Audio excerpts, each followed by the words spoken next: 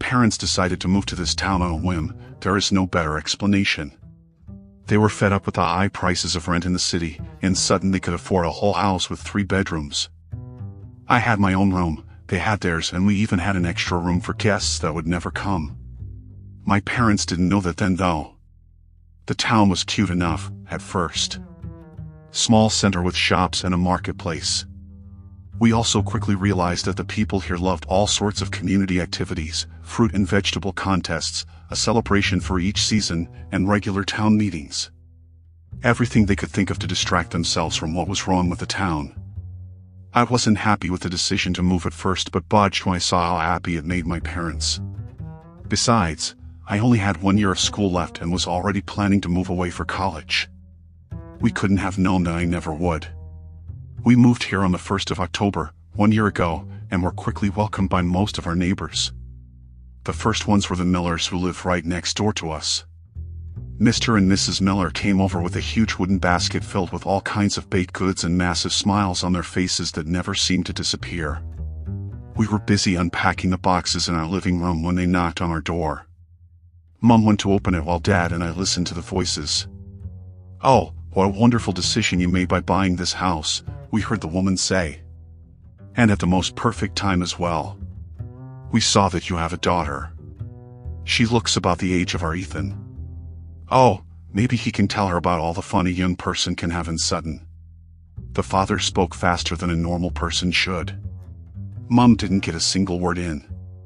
"Yes, wouldn't that be wonderful? The 3 of you should come to dinner sometime. We would love to introduce you to our town," the mother continued. "Have you met Harry yet?" Slowly, Dad got up and walked towards the door. "Oh, you must be the husband. Hello." My parents were city people. I could tell they were already overwhelmed by the warmth of the people and couldn't help but grin. When the Millers left, we started snacking on all the goods they brought, but were interrupted every couple of minutes by new neighbors bringing more stuff. After the last ones, my dad closed the door and sighed. The 3 of us looked at each other for a moment and then started laughing. "This will take a lot of adjustment," my mom giggled. "But it could be worse, right?" "Well, at least we didn't have to worry about lunch or dinner today," I added. "We had a bunch of casseroles, pies, and salads. Everyone brought us something. They are a little peculiar but nice, I guess," Dad said. "I'm sure we'll get used to it. And a bunch of parents are already planning friendships between you and their kids, Avery. You're already so popular," he joked. "Yeah, maybe I can become Harry's friend." "Oh yes, what was that about?" my mom asked. "They all talked about this Harry person, but nobody ever told us who he actually is." "Maybe the mayor?" Due to the fall holidays, I would wait to start school. I also wasn't planning on growing friendships here. I had my friends at home after all. So I spent those days with my parents. The next day I went to the grocery store with my mom so we could stock up on everything we didn't have yet. We walked to the town center, which only took us 10 minutes to the store one of our neighbors recommended. I expected a real grocery store, but it was more like this tiny kiosk with only the most essentials. They had no name brands and were mostly stocked with vegetables and dairy items. The woman behind the register gave us a big smile. "Wonderful choice of items you made here. You know, everything we sell is produced locally." "Oh, that's nice," my mother said. "Yes, it is, isn't it? Even stuff like toilet paper?" I asked. "Well, no, not everything. But almost everything. We do not rely on the outside much, and we don't need to." "Harry wouldn't like that," she whispered in that last sentence. Mom and I exchanged a curious look. "Yes, well, who exactly is this Harry? We keep hearing that name and..."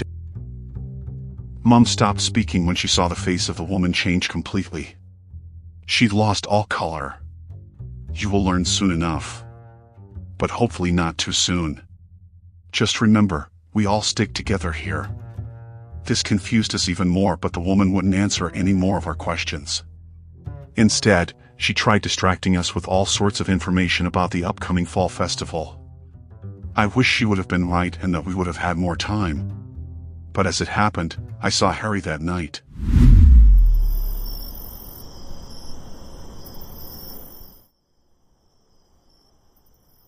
My parents had already gone to bed. The street was so quiet that you could have heard a pin drop outside.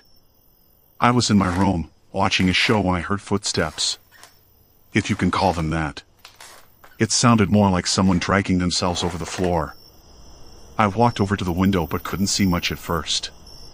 The street was dark, all the lights in the houses were out. I'd noticed people pulling down their shades earlier in the evening already, but as my eyes adjusted better, I saw where the sound was coming from.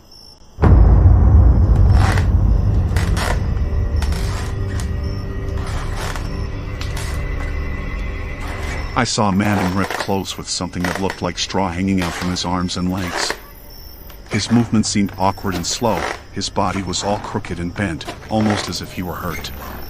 But every now and then he would slightly change directions, going in a zigzag line. I couldn't really see his face until he stopped right in front of our house and started looking up at my window. Suddenly I was painfully aware that my room was the only one around with a light on. My breathing got heavier, but the rest of my body was frozen.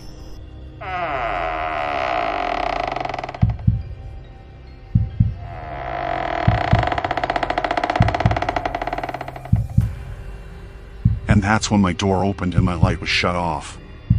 I tried to scream, but no sound came out, and suddenly a hand pulled me out of my room and into the hallway. It was Dad. "Did you see that?" he whispered.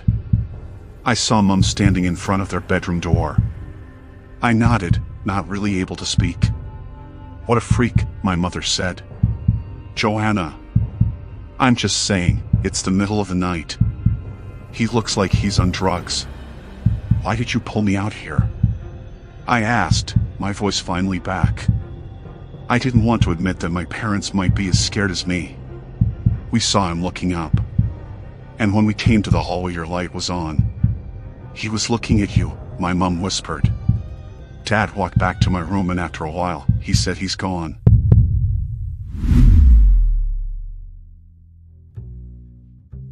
When morning came, the three of us had calmed down. In the daylight, our fear of the prior night seemed ridiculous. It was probably just a drunk guy coming home from an early Halloween party, Dad said during breakfast. Yeah, I agreed. I still didn't like the way he stared at me though. Mum kept rearranging the scrambled eggs on her plate, not really eating anything. "Do you think that man was Harry?" she asked after a while. I'd been thinking the same thing. We were able to laugh about it, but it didn't change the fact that something about this place really didn't feel right. That evening we were invited to dinner at the Millers. At first, I didn't want to go with my parents, but I felt like it might be a good way to find out more about Harry and Sutton, so I went along. Mum brought a bottle of her favorite wine. She'd gotten a box full from the city before we moved, and the Millers were ecstatic about it. We sat down by their dinner table, which was already filled with lots of appetizers and decorations. The people here were great hosts, you have to give him that. Mr. Miller opened the wine and poured everyone, including me, a glass. "This is fantastic. I don't remember the last time I had wine this good," Mrs. Miller exclaimed. "I'm glad you like it," my mother said. "I still have a few bottles, if you'd like one for another time." No. I wouldn't want to take the last memories you have from home." "Oh, don't worry. I can order more once we're out." The Millers exchanged a strange glance but didn't comment any further. "Ethan," the father suddenly shouted. "We are starting dinner." He looked at us, apologetically. Our son is sometimes just so lost in his own world. We'd already started eating when he finally came to the living room. He resembled his dad with his black hair and tall stature. His mum was rather the opposite, very short with red curls. He was also dressed very casually in a t-shirt and ripped jeans, while his parents looked like they were at a dinner party in the 50s. "Ethan, meet our new neighbors, Eli and Joanna Russell. And their daughter Avery." "Hi," he mumbled as he sat down the free chair opposite me. Ethan was the first person in Sutton that we met who didn't smile when he saw us. He was quiet the rest of the dinner while his parents, as usual, kept speaking without a pause. Towards the end of dinner, my mum decided to finally interrupt the strange couple by telling them about what we saw last night. For a moment, there was silence. The Millers looked very uncomfortable but didn't stop smiling. "That was Harry," Ethan finally said. "That's what I thought, but we really don't understand this. Does this happen more often? Does Harry have some kind of psychological problem?" my mother bluntly asked. Mrs. Miller shushed her. "Sorry, Joanna. That was rude of me." She looked around the room. "It's just we don't talk badly about Harry." "Oh, I wasn't trying to." The man was staring at our daughter at night. "We were just a bit concerned, that's all. We don't want you to feel uncomfortable. Everyone here is so happy that you moved to Sutton," Mr. Miller chimed in. "It's just not simple to explain who Harry is." "Has he ever harmed anyone here?" Dad asked. Again, silence. The dinner ended quickly and awkwardly after that. We left with more questions than answers. The following day, my mom suggested we take a little day trip so we could explore nearby towns and maybe find a place with a decent grocery store. None of us admitted it, but I think that all of us were kind of creeped out and just wanted to get away for a bit. The neighbors here were open and friendly at first glance, but something was really wrong with them. I could see the regret in my parents' faces. We didn't belong here. We packed a few essentials and got in the car. We drove for 5 hours until we finally gave up. That's when we realized that there was no way of leaving Sutton. The GPS was all wrong, streets came to dead ends. We tried to drive away the same way we came, but it almost seemed like those roads were gone. The three of us felt as if we had lost our minds. Finally, we came to a long road and figured it would lead us out. The road was empty. We hadn't seen any houses for at least half an hour. There was nothing but fields. Dad pushed the gas harder and we finally were able to breathe properly again. Until we saw something on the road. From this distance, we couldn't recognize what it was, but as we got closer we realized it was a person and they were slowly walking towards our direction. We came to a sudden halt right in front of him. I immediately recognized the shredded clothes and the straw. Everything about him looked fake, except for his face. A human face with thick eyebrows and thin lips. We stood there for a moment as he dragged his body towards our car. Mom locked the doors. He opened his mouth, but no words came out. Then he reached his arm towards my mother's door. That's when Dad went back in reverse. When we were far enough away, he turned the car. We were almost out of gas, but still somehow made it back to our new house. When we got back, I saw Ethan sitting on their front porch with a book. My parents didn't want me to go over, but I convinced them that it was fine. They decided they would knock on some neighbors' doors to find out how to get out of town. "Tried to leave, huh?"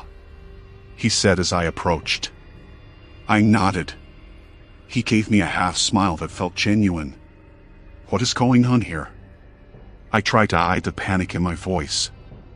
"You fell into the trap. Once you move to Sutton, you stay here for good. The only escape is death." I swallowed. "That's ridiculous." He shrugged. "Doesn't make it less true. We came here before, to look at the house. We left after that. That was before you actually lived here. Now it's too late." A million thoughts raced through my mind, but I realized there was no use denying what he was saying. We had just driven for hours through a tiny town. I knew that he was right, even if it felt wrong.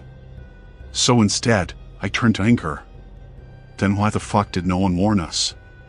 He got up from the porch and came closer. "Because they are all insane.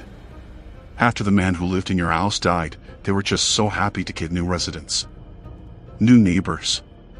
They can't leave, so they try everything to get at least a little change, a little glimpse into the outside. It will probably happen to you and your parents as well soon enough." My mother cried the entire evening. My father went from reasoning to anger to silence to apologizing. We tried calling and texting people from the outside, but every time we were trapped would turn into "we are so happy. This is hell" would change into "you should move here as well." The next few days continued the same. We tried to leave a few more times. By car, by foot, with bikes. While we didn't meet Harry again, we also didn't find our way out. The town felt like a maze. Slowly, Weeks passed and insanity turned into everyday life. My parents started dressing and acting like the neighbors. They joined town events and made friends that were just as lost as them. Harry wanted us to stay. The townspeople wanted us to stay. And Sutton became our new reality.